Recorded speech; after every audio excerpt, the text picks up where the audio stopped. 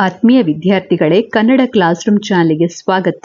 ಇವತ್ತಿನ ವಿಡಿಯೋದಲ್ಲಿ 8ನೇ ತರಗತಿ ಗಣಿತ ಅಧ್ಯಾಯ 5 ಸಂಖ್ಯೆಗಳ ಆಟ ಈ ಅಧ್ಯಾಯದ ಪುಟ ಸಂಖ್ಯೆ 128ರಲ್ಲಿ ಇರುವಂತಹ ಕಂಡುಹಿಡಿಯಿರಿ ವಿಭಾಗದ ಪ್ರಶ್ನೆ 4 ಮತ್ತು 5ರ ಉತ್ತರವನ್ನ ಕಂಡುಹಿಡಿಯೋಣ. ಪ್ರಶ್ನೆ 4, 3ರಿಂದ ಭಾಗಿಸಲ್ಪಟ್ಟಾಗ ಶೇಷ 2 ಮತ್ತು 4ರಿಂದ ಭಾಗಿಸಲ್ಪಟ್ಟಾಗ ಶೇಷ 2 ನೀಡುವ ಕೆಲವು ಸಂಖ್ಯೆಗಳನ್ನ ಕಂಡುಹಿಡಿಯಿರಿ. ಅಂತಹ ಎಲ್ಲಾ ಸಂಖ್ಯೆಗಳನ್ನ ವಿವರಿಸುವ ಬೀಜೋಕ್ತಿಯನ್ನ ಬರೆಯಿರಿ ಅಂತ ಹೇಳಿದ್ದಾರೆ. ಸೊ ಮೊದಲಿಗೆ ನಾವು 3ರಿಂದ ಭಾಗಿಸಲ್ಪಟ್ಟಾಗ ಶೇಷ 2 ಸಿಗಬೇಕು. ಹಾಗೆ 4ರಿಂದ ಭಾಗಿಸಲ್ಪಟ್ಟಾಗ ಶೇಷ 2 ಈ ರೀತಿಯಲ್ಲಿ ಸಿಗುವಂತಹ ಸಂಖ್ಯೆಗಳನ್ನ ಮೊದಲಿಗೆ ಕಂಡುಹಿಡಿಬೇಕು. ಅದರ ನಂತರ ಅದಕ್ಕೆ ನಾವು ಹೊಂದಿಕೊಂಡು ಇರುವ ಹಾಗೆ ಬೀಜೋಕ್ತಿಯನ್ನ ಬರೀಬೇಕು. ಆ ಎರಡು ಸಂಖ್ಯೆಗಳನ್ನ ವಿವರಿಸುವ ರೀತಿಯಲ್ಲಿ ಬೀಜೋಕ್ತಿಯನ್ನ ಬರೀಬೇಕು. ಸೊ ಇದನ್ನ ಯಾವ ರೀತಿಯಲ್ಲಿ ಮಾಡುವ? ಸೊ ಮೊದಲಿಗೆ ಒಂದೊಂದಾಗಿ ಬರೀತಾ ಹೋಗುವ. ಈಗ 3ರಿಂದ ಯಾವುದಾದ್ರೂ ಒಂದು ಸಂಖ್ಯೆ ಭಾಗಿಸಲ್ಪಡ್ತಾ ಇದೆ ಅಂತ ಹೇಳಿದ್ರೆ ಏನರ್ಥ? ಅದು 3ರ ಗುಣಕವಾಗಿದೆ ಅಂತ ಅರ್ಥ. ಸೊ 3ರ ಗುಣಕ ಅಂತ ಹೇಳಿದ್ರೆ ನಾವು ಹೇಗೆ ಬರೀತೇವೆ? ಈಗ 3 ಗುಣಿಸು 1 3, ಹಾಗೆ 3 ಗುಣಿಸು 2 6. ಸೊ ಇವೆಲ್ಲವೂ ಕೂಡ 3ರ ಗುಣಕಗಳು. ಸೊ ಇದನ್ನ ನಾವು ಹೇಗೆ ಬರೆಯುತ್ತೇವೆ? 3 ಮತ್ತೆ ಯಾವುದಾದ್ರೂ ಒಂದು ಅಕ್ಷರ ಸಂಖ್ಯೆ 3a 3b ಅಥವಾ 3x ಈ ರೀತಿಯಲ್ಲಿ ಬರೆಯುತ್ತೇವೆ. ಇದರ ಅರ್ಥ ಏನು? ಇದು 3ರಿಂದ ಭಾಗಿಸಲ್ಪಡ್ತಾ ಇದೆ ಈ ಸಂಖ್ಯೆ ಅಥವಾ 3ರ ಗುಣಕವಾಗಿದೆ ಅಂತ ಅರ್ಥ. ಇಲ್ಲಿ ಏನು ಕೊಟ್ಟಿದ್ದಾರೆ? 3ರಿಂದ ಭಾಗಿಸಲ್ಪಟ್ಟಾಗ ಶೇಷ ಎಷ್ಟು ಉಳಿಬೇಕು? 2 ಉಳಿಬೇಕು. ಅಂದ್ರೆ 3a ಎನ್ನುವಂಥದ್ದು 3ರ ಗುಣಕ. ಹಾಗೆ ಅಲ್ಲಿ ಭಾಗಿಸಿದಾಗ ಶೇಷ ಎಷ್ಟು ಉಳಿಬೇಕು? 2 ಉಳಿಬೇಕು. ಸೊ 3a + 2 ಎನ್ನುವಂಥದ್ದು 3ರಿಂದ ಭಾಗಿಸಲ್ಪಟ್ಟಾಗ ಶೇಷ 2 ಉಳಿಯುವಂತ ಸಂಖ್ಯೆಯ ಬೀಜೋಕ್ತಿ ಆಗಿದೆ. ಹಾಗೆ 4ರಿಂದ ಭಾಗಿಸಿದಾಗ ಯಾವುದಾದ್ರೂ ಸಂಖ್ಯೆಯನ್ನ 4ರಿಂದ ನೀವು ಭಾಗಿಸಿದ್ರೆ ಅಲ್ಲಿ ಶೇಷ 2 ಇರಬೇಕು. ಸೊ ಈಗ 4 ಗುಣಿಸು 1 4, 4 ಗುಣಿಸು 2, 4ರ ಗುಣಕಗಳನ್ನ ನಾವು ಹೇಗೆ ಬರೀತೇವೆ? ಈಗ 4b ಅಂತ ಬರೀಬಹುದು, ಇದು 4ರ ಗುಣಕ. ಅಥವಾ 4y ಅಂತ ಬರೀಬಹುದು, ಇದು 4ರ ಗುಣಕ. ಇಲ್ಲಿ ಭಾಗಿಸಿದಾಗ ಎಷ್ಟು ಉಳಿಬೇಕು ನಮಗೆ ಶೇಷ? ಇಲ್ಲಿ ಕೂಡ ಭಾಗಿಸಿದಾಗ ಶೇಷ 2 ಉಳಿಬೇಕು. ಸೊ ಇದು 4ರಿಂದ ಭಾಗಿಸಿದಾಗ ಶೇಷ 2 ಉಳಿಯುವಂತ ಬೀಜೋಕ್ತಿ. ಹಾಗೆ ಇದು 3ರಿಂದ ಭಾಗಿಸಿದಾಗ ಶೇಷ 2 ಉಳಿಯುವಂತ ಬೀಜೋಕ್ತಿ. ಸೊ ಮೊದಲಿಗೆ ಈ ಬೀಜೋಕ್ತಿಗಳನ್ನ ನಾವು ಬರೆಯುವ. 3ರಿಂದ ಭಾಗಿಸಲ್ಪಟ್ಟಾಗ ಶೇಷ 2 ನೀಡುವಂತ ಬೀಜೋಕ್ತಿ. ಇಲ್ಲಿ ಏನು ಉತ್ತರವನ್ನ ಬರೀಬಹುದು? 3ರ ಗುಣಕ ಅಂತ ಹೇಳಿದ್ರೆ ನಾವು ಅದನ್ನ ಹೇಗೆ ಬರೀತೇವೆ? 3a ಅಥವಾ 3x ಅಂತ ಬರೀತೇವೆ. ಮತ್ತೆ ಅಲ್ಲಿ ಶೇಷ ಎಷ್ಟು ಉಳಿಬೇಕು? ಶೇಷ 2 ಉಳಿಬೇಕು. ಹಾಗಾಗಿ ಇದನ್ನ 3a + 2 ಅಂತ ಬರೀಬಹುದು. ಹಾಗೆ 4ರಿಂದ ಭಾಗಿಸಲ್ಪಡ್ತಾ ಇದೆ ಅಂತ ಹೇಳಿದ್ರೆ ಏನರ್ಥ? ಅದು 4ರ ಗುಣಕವಾಗಿದೆ. 4ರ ಗುಣಕವನ್ನ ನಾವು 4b ಅಂತ ಬರೀಬಹುದು ಅಥವಾ 4x ಅಂತ ಕೂಡ ಬರೀಬಹುದು. ನಂತರ ಅಲ್ಲಿ ಶೇಷ ಎಷ್ಟು ಉಳಿಬೇಕು? ಶೇಷ 2 ಉಳಿಬೇಕು. ಹಾಗಾಗಿ 4b + 2 ಅಂತ ಬರೀಬಹುದು. ಈಗ 3ರಿಂದ ಭಾಗಿಸಲ್ಪಟ್ಟಾಗ ಶೇಷ 2 ಸಿಗಬೇಕು. ಹಾಗೆ 4ರಿಂದ ಭಾಗಿಸಲ್ಪಟ್ಟಾಗ ಶೇಷ 2 ಬರುವಂತ ಎಲ್ಲಾ ಸಂಖ್ಯೆಗಳ ಬೀಜೋಕ್ತಿಯನ್ನ ಬರೀಬೇಕು. ಸೊ ಇದನ್ನ ಹೇಗೆ ಬರೀತೀರಾ? ಇಲ್ಲಿ ಇದರ ಅರ್ಥ ಏನು? 3 ಮತ್ತೆ 4ರ ಗುಣಕಗಳು +2 ಅಂತ ಅರ್ಥ. ಯಾಕೆಂದ್ರೆ 3ರಿಂದ ಮತ್ತು 4ರಿಂದ ಅದು ಭಾಗಿಸ್ತಾ ಇದೆ ಒಂದು ಸಂಖ್ಯೆ ಅಂತ ಹೇಳಿದ್ರೆ ಅದು 3ರ ಗುಣಕವಾಗಿದೆ ಹಾಗೆ 4ರ ಗುಣಕವಾಗಿದೆ ಅಂತ ಅರ್ಥ. ಸೊ 3 ಮತ್ತು 4ರ ಗುಣಕಗಳು ಪ್ಲಸ್ ಅಲ್ಲಿ 2 ನಾವು ಸೇರಿಸಬೇಕು, ಯಾಕೆಂದ್ರೆ ಶೇಷ. ನಂತರ 3 ಮತ್ತು 4ರ ಗುಣಕಗಳನ್ನು ನಾವು ಹೇಗೆ ಕಂಡುಹಿಡಿಬಹುದು? ಸೊ ಅದನ್ನ ಕಂಡುಹಿಡಿಲಿಕ್ಕೆ ನಾವು 3 ಮತ್ತು 4ರ ಲಾಸಹವನ್ನ ಕಂಡುಹಿಡಿಬೇಕು. ಸೊ 3 ಮತ್ತು 4ರ ಲಾಸಹ ಅಂತ ಹೇಳಿದರೆ ಅದನ್ನ ನಾವು ಏನು ಹೇಳ್ತೇವೆ? ಲಘುತ್ತಮ ಸಾಮಾನ್ಯ ಅಪವರ್ತನ ಅಂತ ಹೇಳ್ತೇವೆ. ಸೊ 3 ಮತ್ತು 4ರ ಲಾಸ ಏನಾಗ್ತದೆ? ಈಗ ನೀವು ಇಲ್ಲಿ ಭಾಗಿಸಿದಾಗ 3 ಮತ್ತೆ 4ನ್ನ ತೆಗೆದುಕೊಂಡ್ರೆ 2ರಲ್ಲಿ ಮೊದಲಿಗೆ ಇದನ್ನ ಭಾಗಿಸಬಹುದು 2ರಿಂದ. ಸೊ 2 2 4, ನಂತರ ಪುನಃ 2ರಿಂದ ಭಾಗಿಸಿದಾಗ 3 ಭಾಗಿಸಲ್ಪಡುವುದಿಲ್ಲ, ಸೊ ಹಾಗೆ ಉಳಿತದೆ. ಸೊ 2 1 2, ನಂತರ 3ರಿಂದ ಭಾಗಿಸಿದ್ರೆ 3 1 3, ಹಾಗೆ ಇಲ್ಲಿ ಕೂಡ 1. ಸೊ ಇಲ್ಲಿ ನಮ್ಗೆ ಏನ್ ಸಿಗ್ತಾ ಇದೆ? ಲಾಸಹ 2 ಗುಣಿಸು 2 ಗುಣಿಸು 3. ಸೊ 2 ಗುಣಿಸು 2 ಗುಣಿಸು 3, 4 4 3 12. ಅಂದ್ರೆ ಇಲ್ಲಿ 3 ಮತ್ತು 4ರ ಲಾಸ ಎಷ್ಟು? 12 ಆಗಿದೆ. ಸೊ ಇದಕ್ಕೆ ನಾವೀಗ ಬೀಜೋಕ್ತಿಯನ್ನ ಬರೀಬೇಕು. ಸೊ ನಮ್ಗೆ ಇಲ್ಲಿ 3 ಮತ್ತು 4ರ ಗುಣಕ ಸಿಕ್ಕಿದೆ. 3 ಮತ್ತು 4ರ ಗುಣಕ ಎಷ್ಟು? ಗುಣಕ 12 ಆಗಿದೆ. ಸೊ 12ಕ್ಕೆ ನಾವು 2 ಕೂಡಿಸಬೇಕು. ಸೊ ಬೀಜೋಕ್ತಿಯನ್ನ ಹೇಗೆ ಬರೀಬಹುದು? ಇಲ್ಲಿ 3 ಮತ್ತು 4ರ ಗುಣಕ 3 ಮತ್ತು 4ರ ಲಾಸ್ ಆಗಿದೆ, ಅದು 12 ಅಂತ ಸಿಕ್ಕಿದೆ. ಸೊ 12 ಹಾಗೆ ಅದನ್ನ ಯಾವುದಾದ್ರೂ ಒಂದು ಅಕ್ಷರ ಸಂಖ್ಯೆಯಿಂದ ನೀವು ಬರೀಬೇಕು. ಸೊ 12C ಅಂತ ಬರೆಯುವ, ಪ್ಲಸ್ ಇಲ್ಲಿ 2 ಹಾಕಬೇಕು, ಯಾಕೆಂದ್ರೆ ಶೇಷ 2 ಅಂತ ಕೊಟ್ಟಿದ್ದಾರೆ. ಈ ರೀತಿಯಲ್ಲಿ ನೀವು ಬೀಜೋಕ್ತಿಯನ್ನ ಬರೀಬಹುದು. ನಂತರ ನಾವಿಲ್ಲಿ ಕೆಲವೊಂದು ಉದಾಹರಣೆಯನ್ನ ತೆಗೆದುಕೊಳ್ಳುವ. ಸೊ ಉದಾಹರಣೆಗೆ ನೀವಿಲ್ಲಿ ಬೇರೆ ಬೇರೆ ಸಂಖ್ಯೆಗಳನ್ನ ತೆಗೆದುಕೊಳ್ಬಹುದು. ಹಾಗಾಗಿ ನಾನಿಲ್ಲಿ ಉದಾಹರಣೆಯನ್ನು ತೆಗೆದುಕೊಳ್ತೇನೆ. ಆಗ ನಮಗೆ ಯಾವ ರೀತಿಯ ಸಂಖ್ಯೆಗಳು ಸಿಗ್ತದೆ ಅಂತ ನೋಡುವ.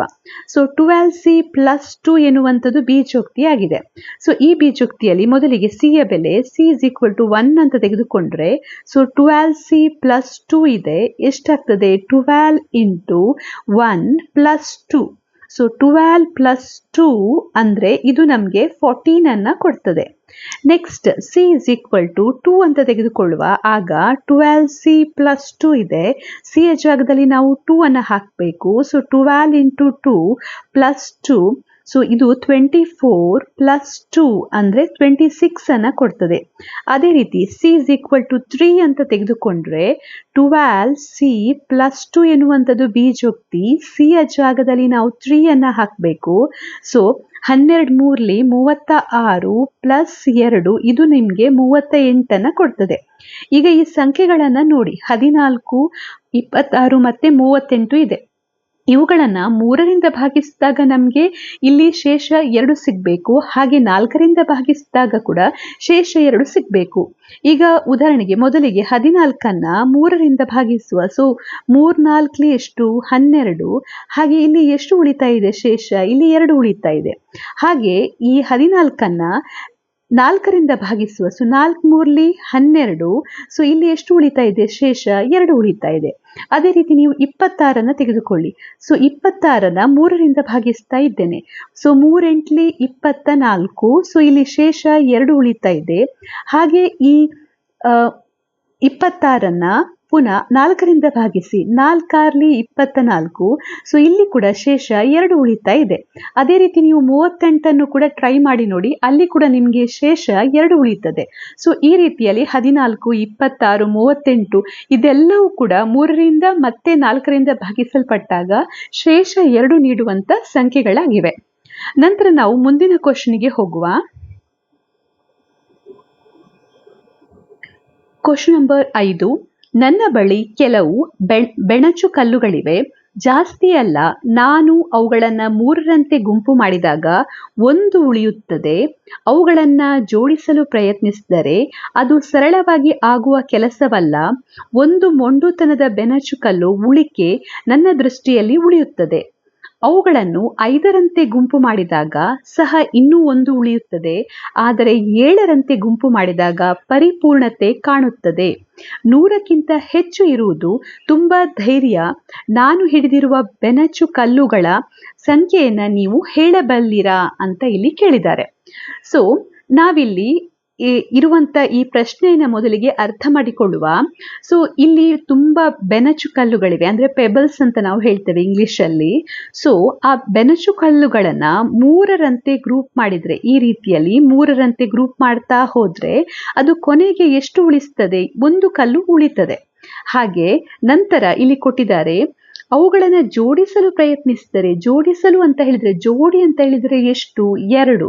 ಸೊ 2ರಂತೆ ಅವುಗಳನ್ನ ಗ್ರೂಪ್ ಮಾಡ್ತಾ ಹೋದ್ರೆ ಆಗ ಕೂಡ ಏನು ಉಳಿತದೆ? 1 ಉಳಿತದೆ ಅಂತ ಕೊಟ್ಟಿದ್ದಾರೆ. ಹಾಗೆ 5ರಂತೆ ಅವುಗಳನ್ನ ಗ್ರೂಪಿಂಗ್ ಮಾಡಿದ್ರೆ, 5 ಕಲ್ಲುಗಳ ಹಾಗೆ ಗ್ರೂಪಿಂಗ್ ಮಾಡಿದ್ರೆ, ಗುಂಪು ಮಾಡಿದ್ರೆ ಆಗ ಕೂಡ 1 ಕಲ್ಲು ಉಳಿತದೆ. ಸೊ ಆದ್ರೆ 7ರಂತೆ ಗ್ರೂಪಿಂಗ್ ಮಾಡಿದಾಗ 7 ಕಲ್ಲುಗಳ ಜೊತೆ ಗ್ರೂಪಿಂಗ್ ಮಾಡಿದಾಗ ಆಗ ಅಲ್ಲಿ ಯಾವುದೇ ಕಲ್ಲುಗಳು ಉಳಿಯುವುದಿಲ್ಲ. ಹಾಗೆ ಇಲ್ಲಿ 100ಕ್ಕಿಂತ ಹೆಚ್ಚಿರುವುದು, ಅಂದ್ರೆ ಒಟ್ಟು ಕಲ್ಲುಗಳ ಸಂಖ್ಯೆ ಎಷ್ಟು? ಒಟ್ಟು ಎಷ್ಟು ಕಲ್ಲುಗಳಿವೆ? 100ಕ್ಕಿಂತ ಹೆಚ್ಚಿದೆ. So greater than or equal to 100 ಅಂತ ನಾವು ಬರಿಬಹುದು. ಇಲ್ಲಿ 100ಕ್ಕಿಂತ ಹೆಚ್ಚು ಇರುವುದು ತುಂಬಾ ಧೈರ್ಯ ಅಂತ ಕೊಟ್ಟಿದ್ದಾರೆ. ಅಂದ್ರೆ ಇಲ್ಲಿ 100ಕ್ಕಿಂತ ಹೆಚ್ಚು ಇಲ್ಲ. ಈ ಪೆಬಲ್ಸ್ಗಳು ಅಥವಾ ಬೆನಚು ಕಲ್ಲುಗಳು ಎಷ್ಟಿದೆ, 100 ಇರ್ಬೋದು ಹೆಚ್ಚು ಅಂದ್ರೆ, ಅಥವಾ ಅದಕ್ಕಿಂತ ಕಡಿಮೆ ಇರ್ಬೋದು ಅಂತ ಅರ್ಥ. ಸೊ ಬೆನಚು ಕಲ್ಲುಗಳ ಸಂಖ್ಯೆ 100 ಇರ್ಬೋದು, ಅದಕ್ಕಿಂತ ಕಡಿಮೆ. ನಾನು ಹಿಡಿದಿರುವ ಬೆನಚು ಕಲ್ಲುಗಳ ಸಂಖ್ಯೆಯನ್ನ ಹೇಳಬಲ್ಲಿರಾ ಅಂತ ಕೇಳಿದ್ದಾರೆ. ಸೊ ಇದನ್ನ ನಾವು ಒಂದೊಂದಾಗಿ ಈಗ ಬರೀತಾ ಈ ಕ್ವಶನ್ ಅನ್ನ ಸಾಲ್ವ್ ಮಾಡುವ. ಮೊದಲಿಗೆ ನಮಗೆ ಕೊಟ್ಟಿರುವಂತದ್ದು ಏನು, 3ರಂತೆ ಗುಂಪು ಮಾಡಿದಾಗ ಎಷ್ಟು ಕಲ್ಲುಗಳು ಉಳಿತದೆ, 1. ಹಾಗೆ 2ರಂತೆ ಗುಂಪು ಮಾಡಿದಾಗ 1 ಕಲ್ಲು ಉಳಿತದೆ. ಅದೇ ರೀತಿ 5ರಂತೆ ಗುಂಪು ಮಾಡಿದಾಗ ಸಹ 1 ಕಲ್ಲು ಉಳಿತದೆ. ನಂತರ 7ರಂತೆ ಗುಂಪು ಮಾಡಿದಾಗ ಏನಾಗ್ತದೆ, ಯಾವುದೇ ಕಲ್ಲುಗಳು ಉಳಿಯುವುದಿಲ್ಲ, 7ರಲ್ಲಿ ಅದು ಸರಿಯಾಗಿ ಭಾಗಿಸಲ್ಪಡ್ತದೆ. ಆ ರೀತಿ ಇರುವಂತ ಸಂಖ್ಯೆಯನ್ನ ನಾವು ಕಂಡುಹಿಡಿಬೇಕು. ಹಾಗೆ ಆ ಸಂಖ್ಯೆ 100 ಅಥವಾ 100ಕ್ಕಿಂತ ಕಡಿಮೆ ಅದರಲ್ಲಿ ಬರ್ತದೆ ಅಂತ ಇಲ್ಲಿ ಕೊಟ್ಟಿದ್ದಾರೆ. ಇಷ್ಟು ವಿಷಯಗಳನ್ನ ಕೊಟ್ಟಿದ್ದಾರೆ. ಸೊ ಇದನ್ನ ತೆಗೆದುಕೊಂಡು ನಾವೀಗ ಇದರ ಸೊಲ್ಯೂಷನ್ ಅನ್ನ ಬರೀತಾ ಹೋಗುವ. 3ರಂತೆ ಗುಂಪು ಮಾಡಿದಾಗ ಉಳಿಯುವ ಶೇಷ ಇಲ್ಲಿ ಏನು ಕೊಟ್ಟಿದ್ದಾರೆ, 1 ಅಂತ ಕೊಟ್ಟಿದ್ದಾರೆ. ಹಾಗೆ ಜೋಡಿ ಗುಂಪು ಮಾಡಿದಾಗ ಉಳಿಯುವಂತ ಶೇಷ ಕೂಡ 1 ಅಂತ ಕೊಟ್ಟಿದ್ದಾರೆ. ಜೋಡಿ ಅಂತ ಹೇಳಿದ್ರೆ 2ರಂತೆ ಗುಂಪು, ಸೊ ಅದಕ್ಕೆ ಕೂಡ ಉತ್ತರ 1. 5ರಂತೆ ಗುಂಪು ಮಾಡಿದಾಗ ಉಳಿಯುವಂತ ಶೇಷ ಎಷ್ಟು, 1. ಹಾಗೆ 7ರಂತೆ ಗುಂಪು ಮಾಡಿದಾಗ ಏನಾಗ್ತದೆ, ಪರಿಪೂರ್ಣತೆಯನ್ನ ಕಾಣ್ತದೆ ಅಂತ ಕೊಟ್ಟಿದ್ದಾರೆ. ನಂತರ ಸಂಖ್ಯೆ ಅದು 100ಕ್ಕಿಂತ ಕಡಿಮೆ ಇದೆ ಅಂತ ಕ್ವಶನ್ ಅಲ್ಲಿ ಕೊಟ್ಟಿದ್ದಾರೆ. ಸೊ ಹಾಗಾಗಿ ಅದನ್ನ ಬರೆಯುವ. ನಂತರ ನಾವಿಲ್ಲಿ ಏನ್ ಮಾಡ್ಬೇಕೀಗ, 3, 2, 5 ಈ 3 ಸಂಖ್ಯೆಗಳಲ್ಲಿ ಭಾಗಿಸಲ್ಪಡಬೇಕು. ಹಾಗೆ ಶೇಷ 1 ಉಳಿಯುವಂತ ಸಂಖ್ಯೆಯನ್ನ ಹುಡುಕ್ಬೇಕು. ಮತ್ತೆ 7ರಿಂದ ಅದು ಪರಿಪೂರ್ಣವಾಗಿ ಭಾಗಿಸಲ್ಪಡಬೇಕು. ಅದಕ್ಕೋಸ್ಕರ ನಾವು ಮೊದಲಿಗೆ 3, 2 ಮತ್ತೆ 5ರ ಲಾಸಹವನ್ನ ಕಂಡುಹಿಡಿಬೇಕು. ಲಾಸಹ ಅಂದ್ರೆ ಲಘುತ್ತಮ ಸಾಮಾನ್ಯ ಅಪವರ್ತನ. ಸೊ ಇದನ್ನ ಹೇಗೆ ಕಂಡುಹಿಡಿತೀರಾ, ಇಲ್ಲಿ ಈಗ ಸಂಖ್ಯೆಗಳು ಯಾವುದು, 3, 2 ಮತ್ತೆ 5 ಇದೆ. ಮೊದಲಿಗೆ ಇಲ್ಲಿ 2ನ್ನ ತೆಗೆದುಕೊಳ್ಳುವ. 2ರಿಂದ ಭಾಗಿಸಿದಾಗ 3 ಭಾಗಿಸಲ್ಪಡುವುದಿಲ್ಲ, 2 ಒಂದ್ಲಿ 2, ಹಾಗೆ 5. ನಂತರ 3ರಿಂದ ಭಾಗಿಸಿದಾಗ 3 ಒಂದ್ಲಿ 3, 1 5ರಲ್ಲಿ ಭಾಗಿಸಲ್ಪಡುವುದಿಲ್ಲ, 5ಅನ್ನ ಹಾಗೆ ಇಡಿ. ನೆಕ್ಸ್ಟ್ 5ರಲ್ಲಿ 1 ಭಾಗಿಸಲ್ಪಡುವುದಿಲ್ಲ, ಇದು ಕೂಡ ಭಾಗಿಸಲ್ಪಡುವುದಿಲ್ಲ, 5 ಒಂದ್ಲಿ 5. ಸೊ ಇಲ್ಲಿ ನಮ್ಗೆ ಯಾವುದೆಲ್ಲ ಸಂಖ್ಯೆಗಳು ಸಿಕ್ಕಿದೆ, 2, 3, 5. ಸೊ 2 ಗುಣಿಸು 3 6, 6 ಗುಣಿಸು 5 ಅಂದ್ರೆ 30 ಅಂತ ಸಿಗ್ತದೆ. ಅಂದ್ರೆ 3, 2 ಮತ್ತೆ 5ರ ಲಾಸ ಎಷ್ಟು, 30 ಅಂತ ಹೇಳ್ಬೋದು. ಈಗ ನಾವು ಸಂಖ್ಯೆಯನ್ನ ಬರಿಬೇಕು. 2, 3 ಮತ್ತೆ 5ರಿಂದ ಭಾಗಿಸಲ್ಪಡುವ ಸಂಖ್ಯೆ.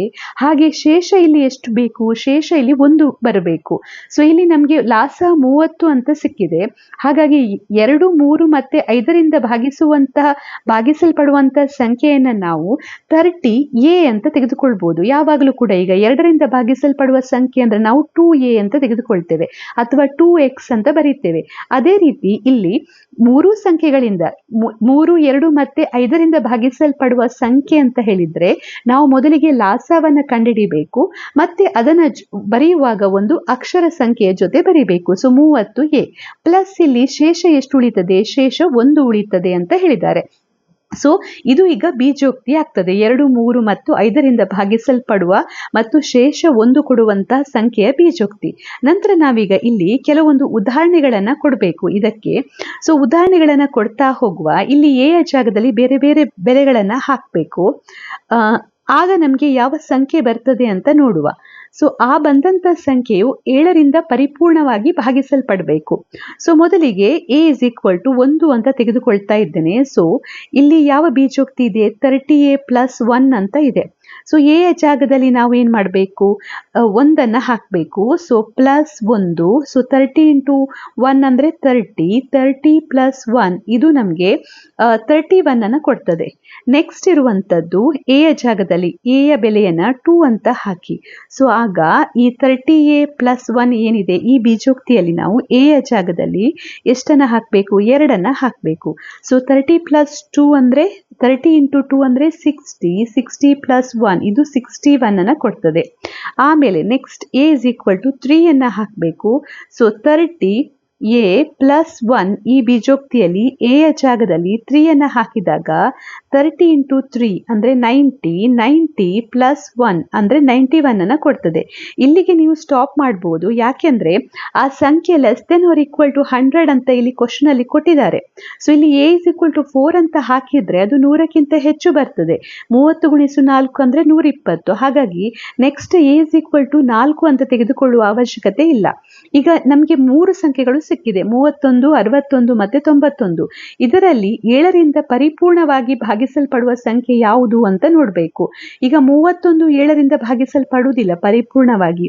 ಈ 31 ನೀವು 7ರಿಂದ ಭಾಗಿಸಿದ್ರೆ 7 4 28 ಅಂದ್ರೆ ಇಲ್ಲಿ 3 ಶೇಷ ಉಳಿತದೆ. ಹಾಗಾಗಿ ಇದನ್ನು ತೆಗೆದುಕೊಳ್ಳಿಕ್ಕೆ ಆಗುದಿಲ್ಲ. ಹಾಗೆ 61 ತೆಗೆದುಕೊಂಡ್ರೆ ಅದನ್ನು ಕೂಡ ತೆಗೆದುಕೊಳ್ಳಿಕ್ಕೆ ಆಗುದಿಲ್ಲ. 7 ಇಡ್ಲಿ 35, 7 6 42, 7 7 49, ಹಾಗೆ 7 8 56. ಇದು ಕೂಡ 5 ಶೇಷವನ್ನು ಕೊಡ್ತದೆ. ಆದರೆ ನೀವು 91 ಗಮನಿಸಿದ್ರೆ ಇದು 7ರಿಂದ ಪರಿಪೂರ್ಣವಾಗಿ ಭಾಗಿಸಲ್ಪಡ್ತದೆ. 7 ಗುಣಿಸು 13 ಅಂದರೆ 91 ಕೊಡ್ತಾ ಇದೆ. ಆದ್ರಿಂದ ನಾವಿಲ್ಲಿ ಉತ್ತರವಾಗಿ ಏನು ಬರಿಬೋದು? ಬೆನಚು ಕಲ್ಲುಗಳ ಸಂಖ್ಯೆ ಏನಿದೆ, ಬೆನಚು ಕಲ್ಲುಗಳ ಸಂಖ್ಯೆ 91 ಅಂತ ಬರಿಬೋದು. ಯಾಕೆಂದ್ರೆ ಇದು 7ರಲ್ಲಿ ಪರಿಪೂರ್ಣವಾಗಿ ಭಾಗಿಸಲ್ಪಡ್ತಾ ಇದೆ. ಹಾಗೆ ಈ ಸಂಖ್ಯೆಯನ್ನು ನೀವು 2ರಿಂದ ಭಾಗಿಸಿದಾಗ ಎಷ್ಟು ಉಳಿತಾ ಇದೆ ಶೇಷ ನಿಮಗೆ? 2 ಗುಣಿಸು 45 ಅಂದರೆ 90, ಆಗ ಶೇಷ 1 ಉಳಿತಾ ಇದೆ. ಹಾಗೆ 5ರಿಂದ ಭಾಗಿಸಿದಾಗ ನಿಮಗೆ ಶೇಷ ಎಷ್ಟು ಉಳಿತಾ ಇದೆ? ಇಲ್ಲಿ ಕೂಡ ಹಾಗೆ 5ರಿಂದ ಭಾಗಿಸಿದಾಗ ಕೂಡ ನಿಮಗೆ ಶೇಷ 1 ಉಳಿತಾ ಇದೆ. ಅದೇ ರೀತಿ ನೀವು 3ರಿಂದ ಭಾಗಿಸಿದಾಗ ಕೂಡ ಶೇಷ 1 ಉಳಿತಾ ಇದೆ. ಹಾಗಾಗಿ ಇಲ್ಲಿ ಕರೆಕ್ಟ್ ಆದ ಸಂಖ್ಯೆ ಯಾವುದು? 91 ಅಂತ ನಾವಿಲ್ಲಿ ಹೇಳ್ಬೋದು. ಇಲ್ಲಿ ನೀವು ಕೊನೆಗೆ ಬರೀಬೇಕು, ಇದು 7ರಿಂದ ಭಾಗಿಸಲ್ಪಡುವುದಿಲ್ಲ, 7ರಿಂದ ಭಾಗಿಸಲ್ಪಡುವುದಿಲ್ಲ. ಈ 91 ಸಂಖ್ಯೆಯು 7ರಿಂದ ಭಾಗಿಸಲ್ಪಡುತ್ತದೆ. ಹಾಗಾಗಿ ಬೆನ್ನಚು ಕಲ್ಲುಗಳ ಸಂಖ್ಯೆ 91 ಅಂತ ಬರೀಬೋದು. ಸೊ ಇದು ಕ್ವಶನ್ ನಂಬರ್ 5ರ ಉತ್ತರ.